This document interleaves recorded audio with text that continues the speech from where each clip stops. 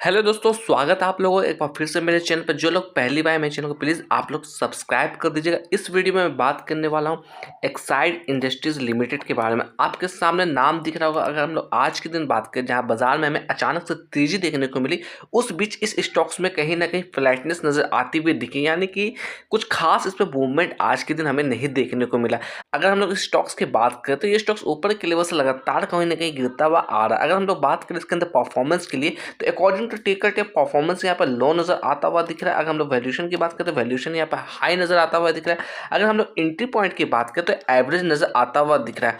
अगर forecast and ratings की बात करें तो आप देखिएगा 19 एनालिस्ट ने इसे कवर किया, जिसमें 53% लोगों ने कहीं ना कहीं इसके लिए पॉजिटिव बातें रखी हैं। अगर मैं बात करूँ इसके अंदर टॉप 5 म्यूचुअल फंड की इन्वेस्टमेंट के बारे में, सबसे ज्यादा वेटेज अगर किसी की तो वो है कोटक इमर्जिंग इक्विटी फंड की। इसकी जो वेटेज है 2.02% की नजर आती हुई दिख रही है। अगर मैं बात करूँ कोटक स्मॉल कैप की, जिसकी वेटेज 1.49% की है। आदित्य बिरला सन लाइफ की बात करूँ तो इसकी जो वेटेज है 1.20% की वेटेज है। अगर ओवरऑल हम लोग बात करें म्यूचुअल फंड की होल्डिंग के बारे में, तो इसकी होल्डिंग ऑलमोस्ट 12.42% के आसपास की हिस्सेदारी है, यानी कि अच्छा खासा इन्वेस्टमेंट म्यूचुअल फंड के पास है। अगर हम लोग बड़े प्लेयर्स एफआईज की बात करें, इनके पास भी ऑलमोस्ट 12% की हिस्सेदारी है। अगर मैं बात करूँ इस कंपनी को लेकर, तो बैटरी बनाने में ये एक्सपर्ट कंपनी है। अगर हम लोग बात करें इसके कंपटीटर कंपनी में, तो अमर राजा है। अमर राजा के बाद अगर हम लोग बात करें तो एवर रेडी है। उसके बाद हम लोग बात करें तो एक्साइड इंडस्ट्रीज है। ये तीन कंपनियां कुछ ऐसी कंपनी है जो बैटरी बनाने में एक्सपर्ट है। अगर हम लोग बात करें एक्साइड इंडस्ट्रीज के अंदर, तो लगातार ये ऊपर से गिरता हुआ आ रहा है। अगर मैं बात करूँ एक्साइड इंडस्ट्रीज के अंदर रिटर्न्स के बारे में, उसे एक नजर देख लेते हैं। पिछले 2 सालों से हम लोग बात करें लगभग 137% का रिटर्न बना के दिया है। पिछले 1 साल में बात करें 54% का पॉजिटिव रिटर्न बना के दिया है। पिछले 3 महीनों से बात करें लगातार गिरता हुआ नजर आ रहा है। अगर मैं कंपेयर कर लूँ इसे एक हफ्ते से, ऑलमोस्ट आपको यहाँ पर 1.5% का पॉजिटिव रिटर्न यहाँ पर मिलता हुआ दिख रहा है। अगर मैं बात करूँ इसके अंदर कॉर्पोरेट एक्शन के बारे में, यानी कि डिविडेंड को लेकर हम लोग बात कर लेते हैं, तो देखिएगा 22 जुलाई 2024 को 2 रुपये प्रति शेयर के हिसाब से डिविडेंड दिया था। 1 अगस्त 2023 की बात करें तो वहाँ पर भी 2 रुपये प्रति शेयर के हिसाब से डिविडेंड दिया था।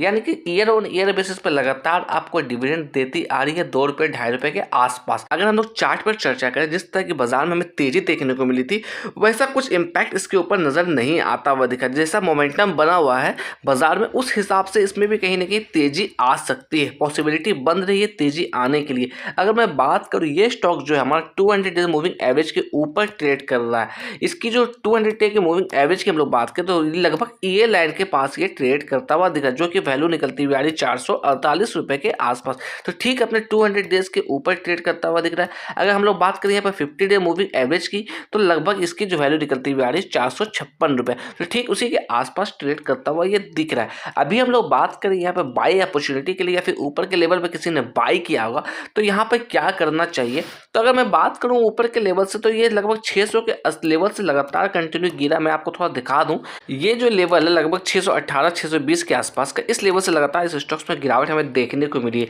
अगर डाउन साइड में हमारे सपोर्ट की बात करें, जो मेजर सपोर्ट निकलता हुआ हमारे लिए आया है, वो वैल्यू 295 का, ठीक उसी लेवल से इसमें वापस से तेजी हमें देखने को मिली थी। अगर मैं बात करूं यहाँ पर, तो आप देखिएगा ये ठीक इसी लेवल के आसपास ट्रेड करता हुआ दिख रहा है, जो इसका एक इंपॉर्टेंट लेवल यहाँ पर आ रहा है, जो कि 400 का वैल्यू है डाउन साइड में। तो यानी कि 400 का जो एसएल है, ये एक अच्छा स्ट्रॉन्ग सपोर्ट यहाँ पर काम करता हुआ दिख सकता है। अप साइड में रेजिस्टेंस लेवल की बात करें, तो पहली जो टारगेट हमारी होनी चाहिए 480 रुपये को लेकर पहला टारगेट होना चाहिए। तो मैं जैसा बार बार बोल रहा, जिस तरह की मोमेंटम बनी, मार्केट में तेजी बनी हुई है, तो उस हिसाब से ये जो टारगेट है आपको इजीली कहीं ना कहीं अचीव होता हुआ दिख सकता है। तो थोड़ा इसमें आपको समय लगेगा, टाइम लगेगा ऊपर जाने के लिए। अगर मैं बात करूँ रेजिस्टेंस लेवल की, तो नेक्स्ट रेजिस्टेंस लेवल इसका 520 के आसपास का भी आता हुआ दिख रहा है। तो थोड़ा सा इसके लिए हार्डल है। अगर ओवरऑल हम लोग बात करें लॉन्ग टाइम ऑफ पीरियड में, आप इस स्टॉक्स में पोजीशन बना के रखना चाहते हैं, तो लगभग आपको कहीं ना कहीं 550 के आसपास भी ये स्टॉक्स जाता हुआ दिख सकता है। कोई बड़ी बात नहीं होनी